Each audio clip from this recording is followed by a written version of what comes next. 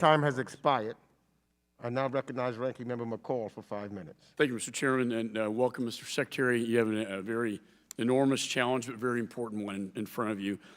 Secretaries Blinken and Pompeo both said that the CCP is committing genocide against the Uyghur Muslim population. Last month, this committee marked up a bill I introduced along with Chairman Meeks condemning this genocide. You recently said that were quoted saying, "We have other differences on human rights, but those should not get in the way of something that is critical as dealing with climate." And I know you can try to compartmentalize it. The problem is it's intertwined, because when you look at the supply chain, and you look at China, they dominate the critical mineral supply and solar supply chains, all coming out of the Xinjiang province, which we believe is using slave labor to create these renewable energy sources.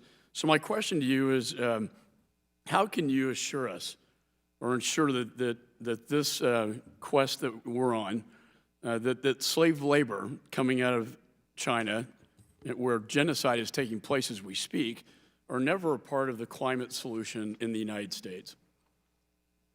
You're absolutely correct.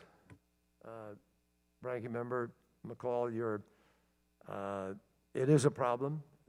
Xinjiang province not only produces some of the solar panels that we believe are being, in some cases, produced in forced labor by Uyghurs, but also there are a significant amount of rare earth mineral that's used in the solar panels themselves. It is my understanding that the Biden administration is right now in the process of assessing whether or not that will be the target of sanctions. I've heard some discussion about it. I'm not privy to where that decision is at this point in time. But I can tell you that nothing can be traded. And I've made that very clear. President Biden's made it very clear. Climate is existential for everybody on the planet. We have to deal with it. And because China is nearly 30% of all the emissions on the planet, China's got to be part of the solution, not a bigger part of the problem. So we've had very direct conversations with the Chinese on this. They have moved somewhat in the course of the last month and a half, 2 months after we've engaged. For instance, they had a peak date of peaking in terms of their emissions by 2030. That's where we began. And they were not willing to change it. And in addition, they were not even discussing mitigation during the course of the next 10 years. Well, we've been having some very serious conversations about the reality of the science, the 1.5 degrees, the need to hold it.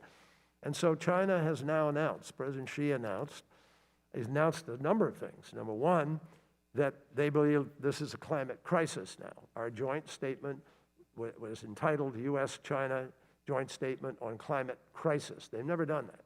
They now have in the body of the text, they've agreed they have to change and do something in the 2020-2030. They've agreed that the peaking now, they think may be able to take place by 2025-24. We don't know yet. So we're in an ongoing negotiation with them. And where we are at the aftermath of the summit that we had, where President Xi made some of these announcements, is that we've got to go back to work. We have 5 more months left to get them to embrace something that we believe you will view, hopefully, as a legitimate,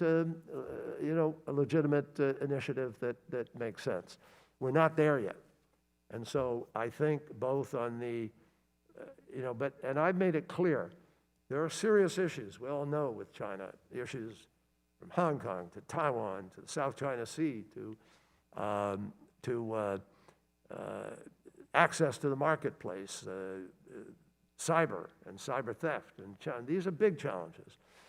But historically, we have always proven ourselves capable of negotiating even when we have big disagreements. Ronald Reagan went to Reykjavik and negotiated with the evil empire, Gorbachev. And they came away from there repurposing over 50,000 warheads, which we both had pointed at each other. If I just say in closing, I think your success is going to be tied to China.